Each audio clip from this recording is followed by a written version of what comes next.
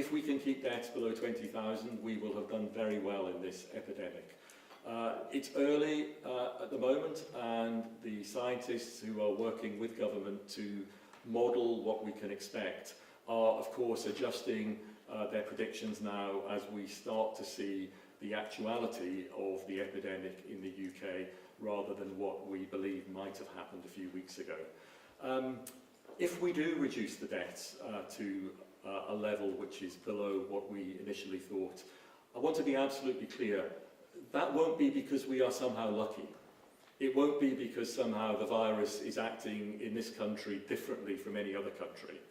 It will be because every citizen in this country, the British public, have complied with the instructions that the government has given based on the best scientific evidence to reduce the transmission of the disease. We can beat this virus, we can reduce the number of deaths, but only if we reduce the spread and the transmission. Now is not the time to be complacent. Now is the time to really, really lock down and hone down on what we've been asked to do.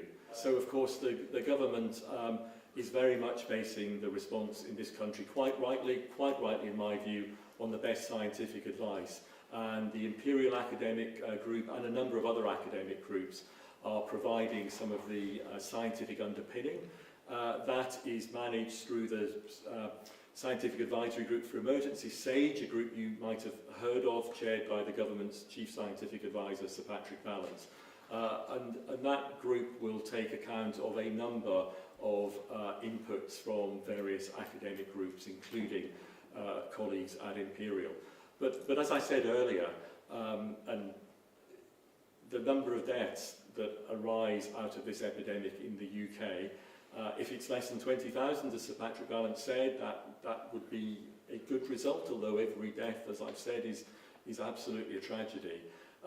But we shouldn't be complacent about that. Although that would be a good result, it will only happen if we stop the transmission of the virus. And I sound like a broken record player on this, but it really is the way that if we're going to get to the numbers of deaths that you're talking about, it doesn't happen by luck. It's not just chance. It's because of the actions that you take, that I take, that we all take to reduce the transmission of the virus. Now, whilst our companies have requested financial support, they have also asked us to look to ease the burden of regulation at this challenging time.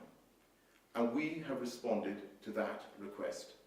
Yesterday, we brought forward legislation to temporarily suspend some competition rules in the supermarket sector and in the operation of Isle of Wight ferries. From retailers sharing delivery vans to ferry operators coordinating staff, these measures will allow firms to work together to deliver vital services to the public more effectively at this time.